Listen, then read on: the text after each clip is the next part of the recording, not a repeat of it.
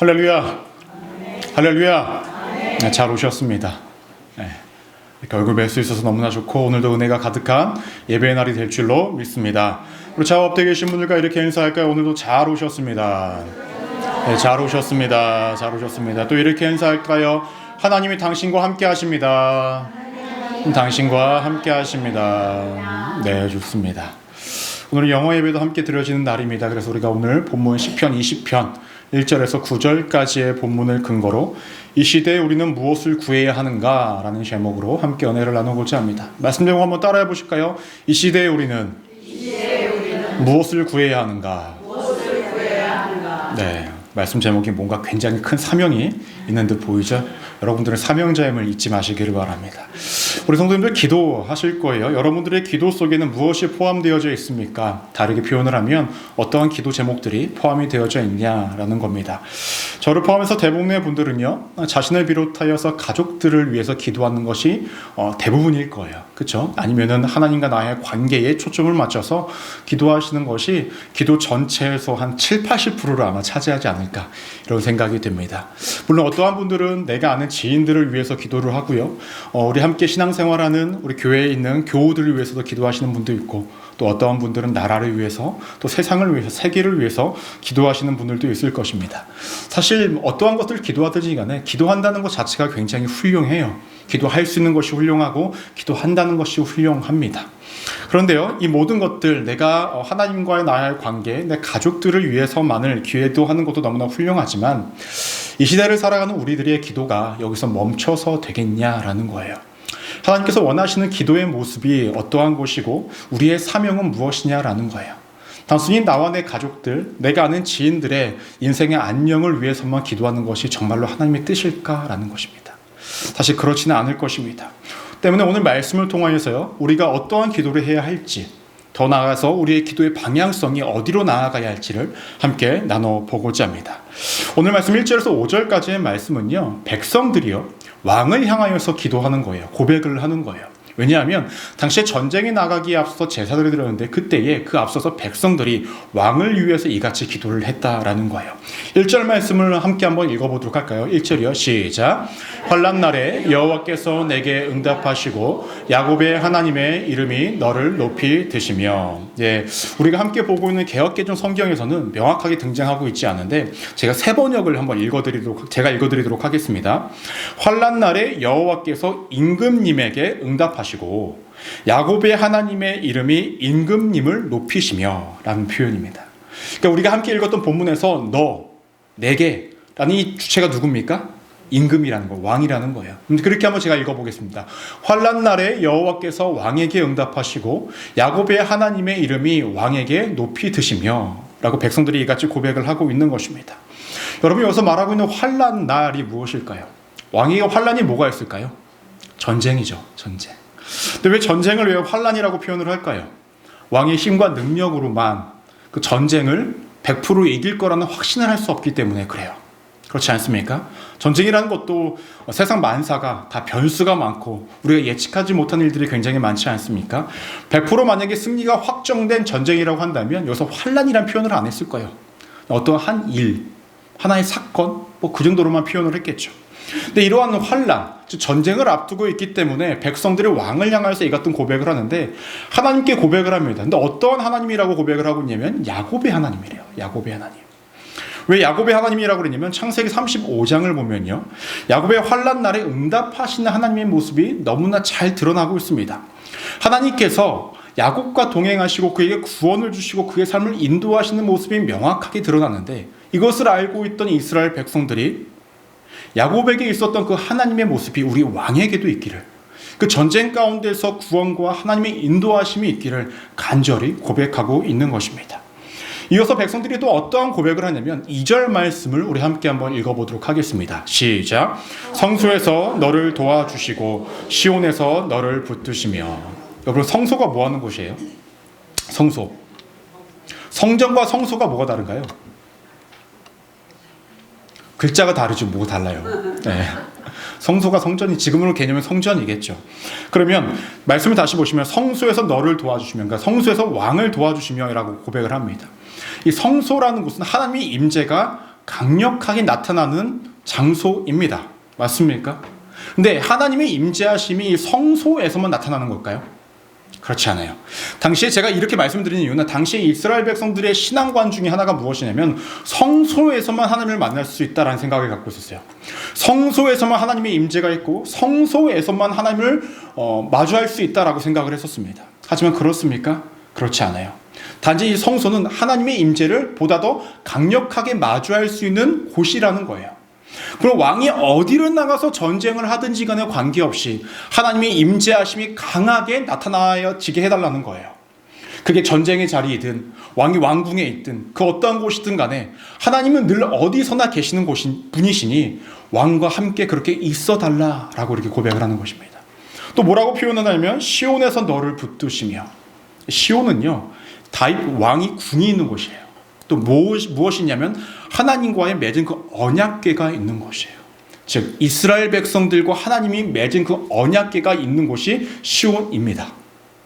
그러면 다른 그 어떠한 지역보다 이 시온이라는 지역은 하나님의 통치가 강력하게 임하는 곳이에요.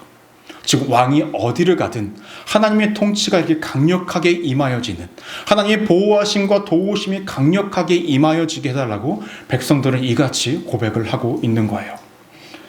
이러한 상황이면 왕은 되게 행복한 사람 아닙니까? 누군가를 위해서 이렇게 나를 위해 이렇게 고백해 준다라는 것 자체가 말입니다. 그런데 3절을 보면요, 참 이 3절이 의미가 크다고 생각을 합니다. 3절을 보시면 내 모든 소재를 기억하시며 내 번제를 받아 주시기를 원하노라. 여러분, 왕이 하나님께 소재와 번제를 드리는 것들을 기억해 달래요. 여러분, 하나님께 드리는 제사가 기억되는 제사가 되기 위해서는 무엇이 필요할까요? 여러분, 만약에 하나님 앞에 제사를 드려요, 어떻게 준비를 해야지 하나님께서 기뻐 받으실까요? 그냥 자다 일어나가지고 눈곱 낀 채로 와가지고 그냥 에라 모르겠다 받으소서 하면 돼요? 아니죠. 우선은 흠없는 재물이 있어야 되겠죠. 좋은 재물이 있어야 되잖아요.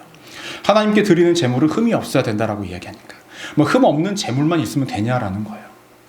그렇지 않죠. 재물을 드리는 그 자의 믿음의 모습, 영적 상태가 중요하다라는 거예요. 그러니까 자신들과 함께는 이 왕의 영적 상태가 하나님께 제사를 드릴 수 있는 영적 상태가 되기를 먼저 원하는 겁니다. 그래야만 아름다운 제물을 갖고 가서 하나님께 드려야만 어떻게 됩니까? 그 하나님 받으신다라는 거예요. 여러분, 가인과 아벨 이야기 잘 아시죠? 하나님께서 가인과 가인의 제물은 받지 않으시고, 가인과 가인의 제물은 받지 않으시고 아벨과 아벨의 제사는 받았다라고 말씀하십니다. 단순히 재물의 문제만이었다고 한다면 가인의 재물을 받지 않았고 아벨의 재물만 받았다라고 표현을 할 텐데, 그렇게 표현하는 것이 아니라 가인과 가인의 재물을 받지 않고 아벨과 아벨의 재물을 받았다라고 해요. 즉 재물도 중요했지만 재물을 드리는 자의 상태가 중요했다라는 거예요. 영적으로 아벨은 준비되어져 있던 자였고 가인은 그 이후의 말씀을 보시면은 그가 자신의 성대로, 자신의 하고 싶은 대로 막 화를 내고 주체 못하는 그러한 삶을 살았던 것으로 명확히 성경에서 드러납니다. 즉 하나님께 제물을 드리는 그 자의 모습이 하나님과 영적인 관계를 이루기 위해서, 영적인 교감을 이루기 위해서 그것이 이루어지지 않은 영적 상태라면 하나님께서는 그 제물을 받지 않으신다라는 거예요. 그럼 3절에서 백성들이 왕을 향하여서 소제를 기억하시고 번제를 받아주시기를 원하노다라는 것은 이 두 가지를 의미하죠. 먼저 우리 왕이 하나님께 제사를 드릴 수 있는 영적 상태가 되기를 원한다. 그리고 그러한 왕이 제사를 드렸을 때 하나님 이 제물을 온전히 잘 받아달라라는 거예요. 그래서 오해하지 말아야 될 것이 있습니다. 왕이 제물을 드렸으니 하나님 잘 받아놓고 안 도와주면 되겠냐고, 이런 의미가 아니라는 거예요. 제물을 드렸을 때에 하나님과의 관계를 온전히 이루기 위해 애썼던 그 제사를 준비하는 그 모습들을 하나님 기억해 달라는 겁니다. 의지할 곳 다른 곳이 아니라 하나님밖에 없기에 하나님 앞에 나와 소제도 드렸고 번제를 드린 그 왕의 애씀과 열심과 그 간절함을 하나님 받아달라라고 이렇게 백성들이 이야기를 하고 있는 것입니다. 근데 이어서요, 백성들이 또 구하는 것이 있어요. 4절 말씀으로 함께 한번 읽어볼까요? 시작. 내 마음의 소원대로 허락하시고 내 모든 계획을 이루어 주시기를 원하노라 라고 고백을 합니다. 그래서 고백하고 있는 왕의 마음의 소원이 무엇일까요? 여러분들이 왕이에요. 하나님께 무엇인가를 구할 수 있어요. 여러분들의 소원은 무엇입니까? 입으로 내뱉기에 조금 민망해요. 1억 천금을 받기에 장수, 영생 뭐 이런 건가요? 여기서 왕의 소원은 무엇이냐면 개인의 어떤 욕망과 욕구를 위해서 하나님께 구하는 것이 왕의 어떤 소원이 아니라는 거예요. 한 나라의 왕으로서 전쟁을 앞두고 있는 상황에서 그 상황 속에서 왕이 가장 먼저 구하는 것이 무엇일까요? 전쟁의 승리겠죠. 그리고 하나님의 백성이 이방인들과의 전쟁을 통해서 지게 된다면 그것만큼 치욕스러운 것이 없으니 전쟁의 승리를 원하고 있었을 것입니다. 그것을 왕은 소원하고 있겠죠.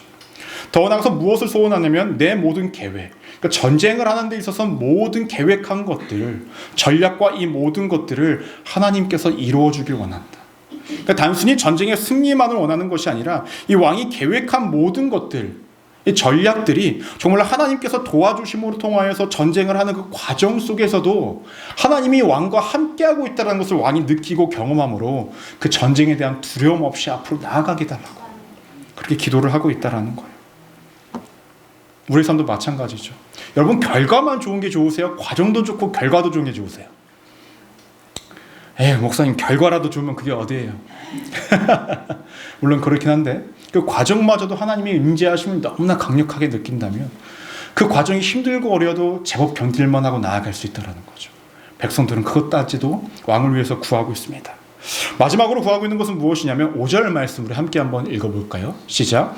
우리가 너희의 승리로 말미암아 계결을 부르며 우리 하나님의 이름으로 깃발을 세우리니 내 모든 기도를 이루어 주시기를 원하노라.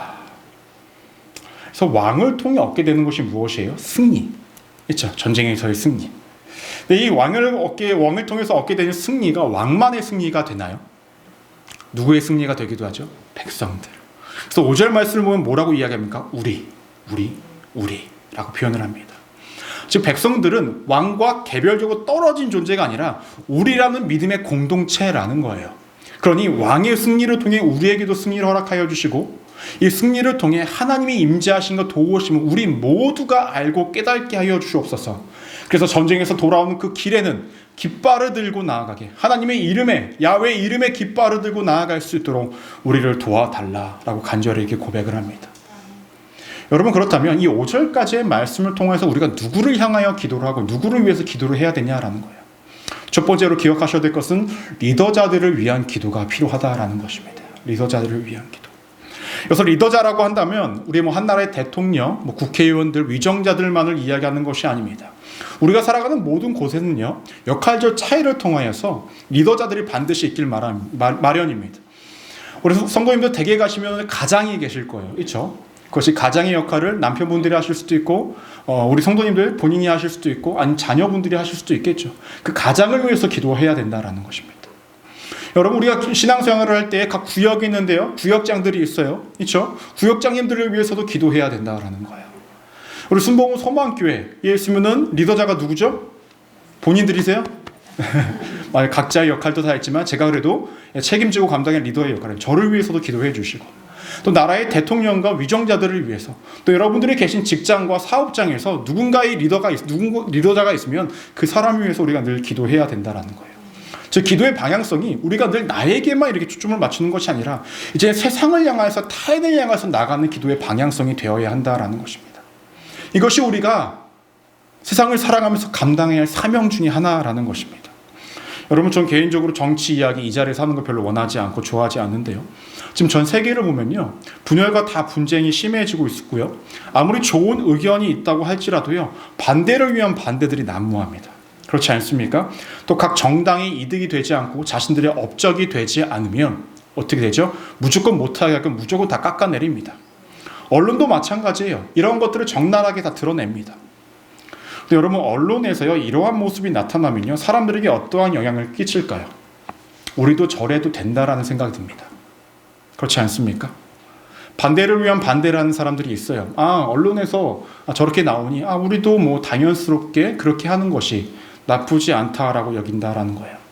때문에 공인이라고 이야기되어지는 모든 사람들, 더 나아가서 우리의 삶의 리더자라고 불릴 수 있는 그 모든 사람들을 위해서 우리의 기도가 절실히 필요하다라는 거예요. 왜냐하면 우리는 본의 아니게 그 사람들의 생각과 관점과 그들이 나아가는 그 모든 방향성에 우리는 영향을 받을 수밖에 없기 때문에 그러하다라는 것입니다. 그럼 그 리더자를 향해서 우리가 무슨 기도를 해야 될까? 간단합니다. 하나님의 마음을 품을 수 있도록 기도해 달라야 합니다. 그 모든 사람들이 하나님의 마음을 품을 수 있도록 기도해야 된다라는 거예요. 여러분, 오늘 말씀 1절에서 5절까지의 말씀을 보시면요, 무엇인가가 이루어지기를 원한다는 기도가 주를 이루고 있습니다. 더 정확하게는 전쟁에서 승리를 이룰 수 있도록 기도를 합니다. 하지만 이 모든 것들이 이루어지기 위해서는 리더가 하나님과의 먼저 온전한 관계가 이루어지기를 원하고 있다라는 거예요. 왕의 원함과 왕의 소원이 이루어지는 것이 아니라 하나님의 뜻이 왕을 통해서 이루어지길 위한 기도를 하고 있다라는 거예요. 때문에 5절까지의 말씀을 통해서 저는 가장 중요하다고 생각되는 말씀이 3절입니다. 왜 그럴까요? 아까도 말씀을 드렸듯이 무엇인가를 강구하기에 앞서 우리의 리더자가 하나님과의 온전한 관계를 잘 이루는 자가 되기를 원해야 된다는 거예요. 하나님의 마음을 품고 살아가는 자가 되기를 먼저 우리가 강구해야 된다는 것입니다. 그렇지 않으면 리더자가 이끄는 그 모든 것들이 세상적으로밖에 흘러갈 수밖에 없고 리더자의 어떠한 개인적인 관점에 따라 모든 것들이 휘둘려질 수밖에 없다라는 것입니다. 즉 그 리더자가 어떠한 하나님과의 관계를 맺느냐에 따라서 모든 것들 우리의 결과도 우리의 삶도 모든 것들이 변할 수밖에 없다라는 것입니다.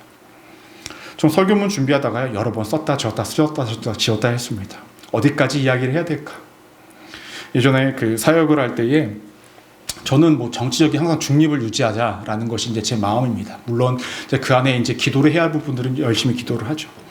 근데 어떠한 말을 해도요, 이렇게 어떠한 분은 우파다, 어떠한 분은 좌파다, 누구는 보수다, 누구는 진보다라고 하잖아요. 그 가운데서 저는 그냥 객관적으로 딱 이야기하면요, 우파에 가면 좌파가 되어져 있고요, 좌파에 가면은 우파가 되어져 있고요, 진보에 가면 보수가 되어져 있고요, 보수에 가면 진보가 되어져 있어요.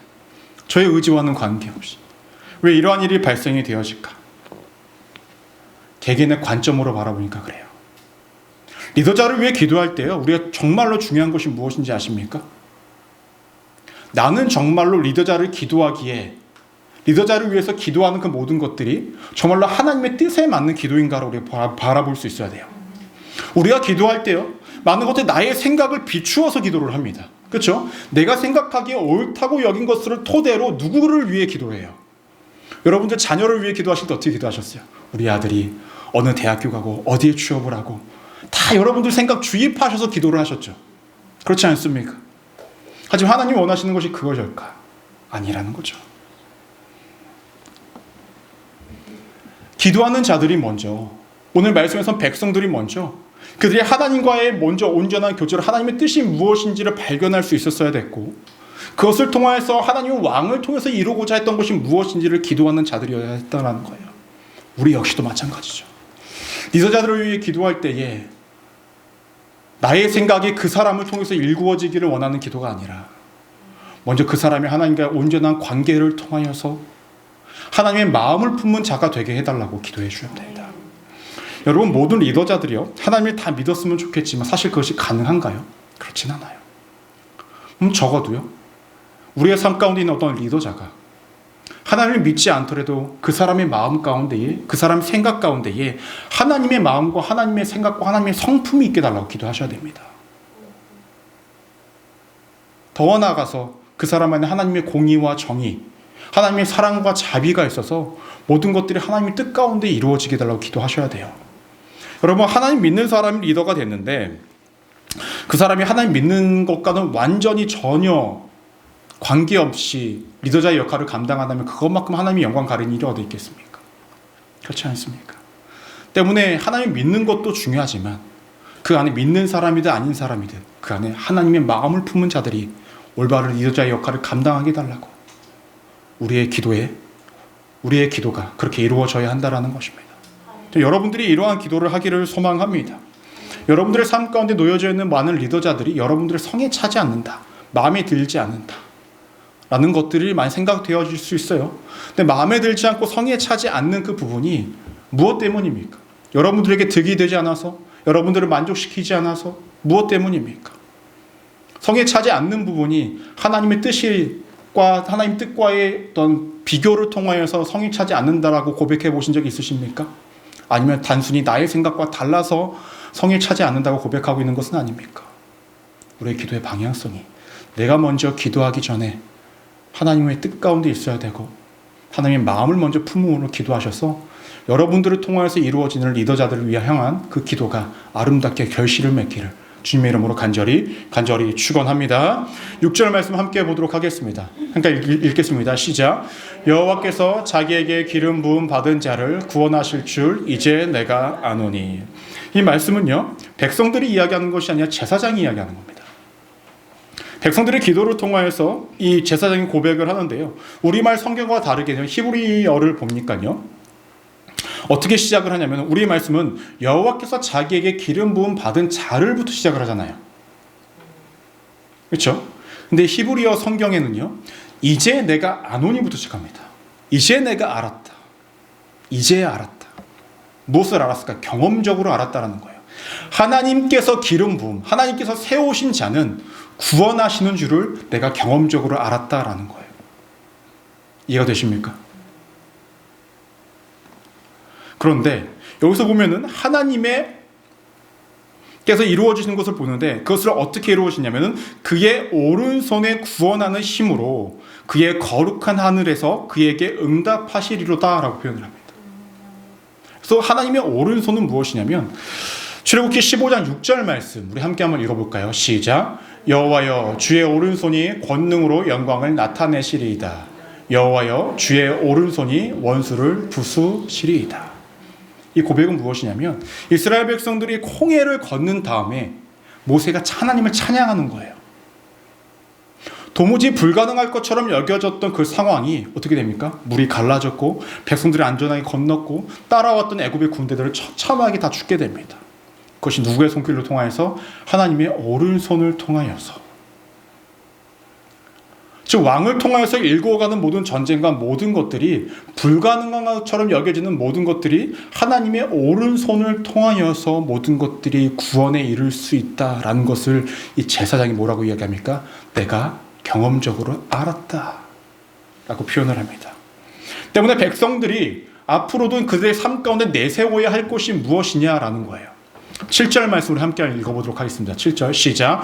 어떤 사람은 병거, 어떤 사람은 말을 의지하나 우리는 여호와 우리 하나님의 이름을 자랑하리이다. 아멘.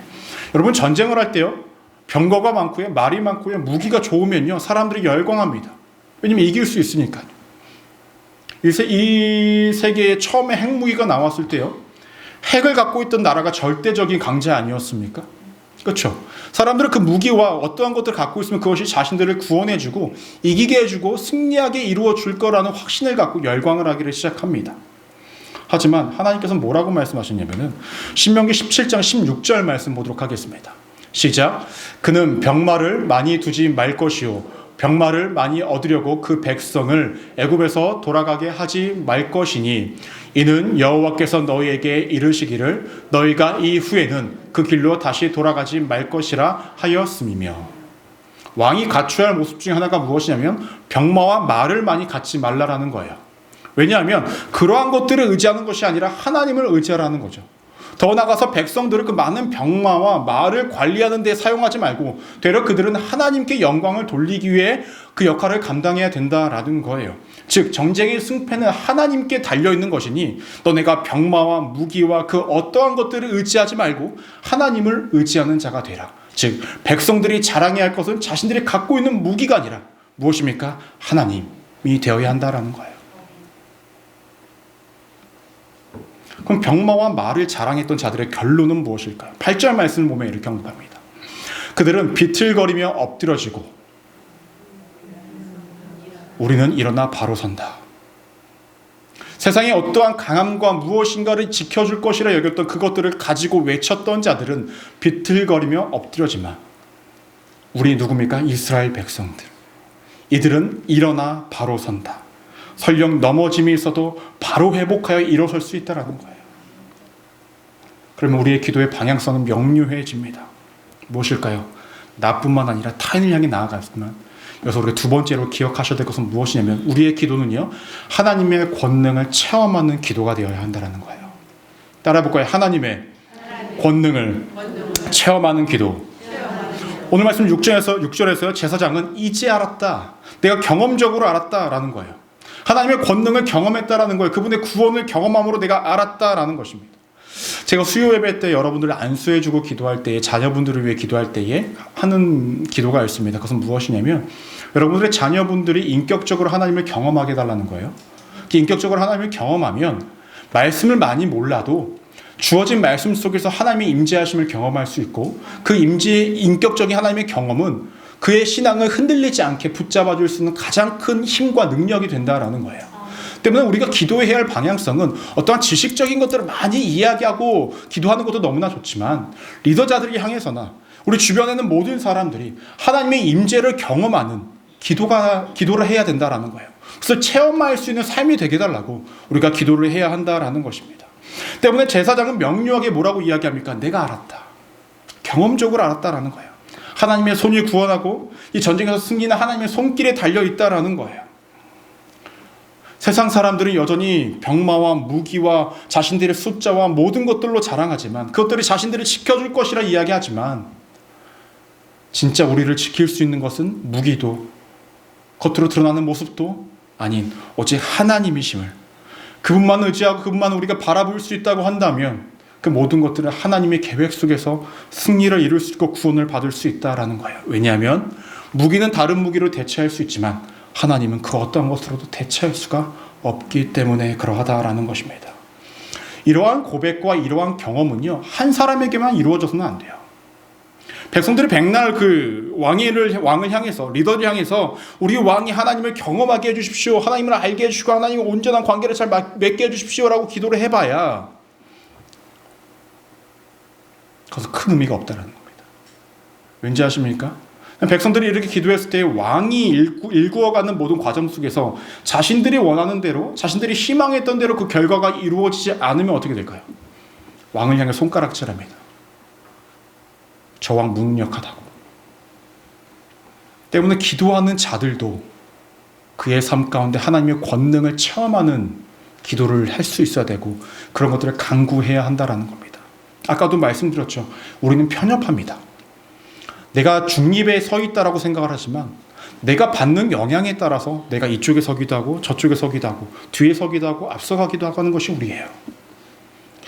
우리의 그런 편협한 생각으로 어떠한 것들을 외치면서 기도하는 것이 늘 옳을 수는 없다라는 것입니다. 때문에 우리 안에 그 중심에 하나님을 경험하고 인정하고 인식하고 믿으며 살아가는 그 중심이 우리 안에 있어야만, 그래서 경험함으로 우리가 기도할 수 있어야만 우리가 타인을 향한 중보도, 나를 향한 기도도 정말로 하나님의 뜻에 맞게 이루어지고 하나님이 원하시는 구원의 손길이 임하여 줄 수 있다라는 것입니다. 저는 여러분들이 이러한 기도를 할 수 있기를 소망하고 이러한 믿음을 갖기를 주님의 이름으로 간절히 축원합니다. 마지막으로 우리 한 구절 더 보도록 하겠습니다. 9절 말씀 볼까요? 함께 읽겠습니다. 시작. 여호와여 왕을 구원하소서, 우리가 부를 때에 우리에게 응답하소서. 백성들이 간절하게 간구합니다. 왕을 구원해달라고. 이 말은 무엇일까? 자신들을 구원해달라는 거죠. 그리고 자신들이 부를 때에 우리에게 응답해달라고 합니다. 자연스러운 간구입니다. 근데 이들의 간구 속에는요, 명확한 것이 있어요. 마지막으로 기억하셔야 될 것이 무엇이냐면 하나님의 응답을 위한 기도를 해야 된다는 거예요. 따라해볼까요? 하나님의 응답을 위한 기도. 여러분, 하나님의 응답을 위한 기도라는 것은 무엇일까요? 여러분들은 기도하시면 응답을 받기도 하시고 응답을 기다리시기도 합니다. 근데 그 응답이요, 하나님이 주시고자 하는 응답이 아니라 내가 원하는 응답을 구하지 말아야 된다는 거예요. 이해가 되십니까? 여러분, 만약에 전쟁으로 제가 한번 예를 들어서 설명을 해보도록 하겠습니다. 지금 이 전쟁을 앞둔 백성들과 왕에게 있어서요, 응답은 무엇일까요? 전쟁의 승리예요. 그렇지 않습니까? 일반적으로 모든 사람들이 전쟁을 하면 응답을 받기를 원하는 것이 패배를 원하는 사람은 없어요. 승리를 원하고, 승리를 통해서 무엇을 얻게 됩니까? 영토를 얻게 되든 전리품을 얻게 되어서 많은 것들을 가지게 됩니다. 그것은 세상의 이치입니다. 전쟁에서 승리했으니까. 백성들이 이 모든 것들을 위해 간구합니다. 근데 하나님께서 정말로 주시고자 하는 승리는 무엇일까요? 영토를 갖고 많은 전리품과 많은 물질적인 것들을 많이 충족하여지는 것을 하나님이 원하셨을까요? 그건 부차적이라는 거예요. 하나님께서 승리를 주시는 이유는 그 응답은 완전히 다릅니다. 이 전쟁을 통해서 내가 너와 함께하고 있다는 것, 이 전쟁의 승패를 주관할 수 있는 것은 하나님이시라는 것, 내가 너희를 도왔고 너희와 함께하고 너희와 동행하는 내가 너희의 하나님이라는 것을 보여주시기를 원했다라는 거예요. 자, 하나님이 주시고자 했던 가장 첫 번째 나와 있는 응답은 무엇이냐? 내가 너희와 함께하고 있다는 거. 너희가 나를 진정으로 알기를 원하는 것이 하나님의 응답입니다. 그 위에 주어지는 것은 부차적인 거다라는 거예요. 근데 사람들이 이 부차적인 것들에 단순히 그 승리에 심취되어지고 도취되어져서 하나님 주시고자 하는 응답과 이 간격이 너무나 크게 생길 때가 있다라는 거예요. 때문에 우리가 해야 할 기도는 정말로 하나님의 응답을 위한 기도를 해야 된다는 것입니다. 나의 만족과 나의 생각에 또 나의 관점을 채우고자 하는 기도가 아니라 정말로 하나님이 주시고자 하는 그 응답을 간구하는 기도가 되어야 한다는 거예요. 말씀을 정리하고자 합니다. 오늘의 말씀이 부담되십니까? 우리가 해야 할 기도의 방향성입니다. 나에게만 초점을 맞추는 것이 아니라 이제는 나를 통하여서 누구를 향해서요? 밖으로. 나의 지인에서만 머무르는 것이 아니라 내가 속한 모든 곳의 모든 리더자들을 위해서 기도해야 해요. 근데 그 기도가 나의 생각을 비추어서 하는 것이 아니라 하나님의 뜻에 맞춰서 기도하셔야 되고, 그 모든 리더자들이 하나님과의 아름다운 관계를 이루어 또 하나님의 마음을 품어 그들이 있는 모든 곳에 하나님의 뜻이 펼쳐질 수 있도록, 그러므로 우리가 거하는 모든 곳에 하나님의 마음과 하나님의 뜻과 하나님의 은혜가 스며들 수 있도록 우리가 기도해야 된다는 것입니다. 그것이 하나님의 응답이고 하나님의 뜻이라는 것입니다. 여러분, 조금 이따 우리 함께 기도할 건데요. 어떤 기도 하시겠습니까? 생각이 조금 많아지십니까? 좋습니다. 생각이 많아지셔야 돼요.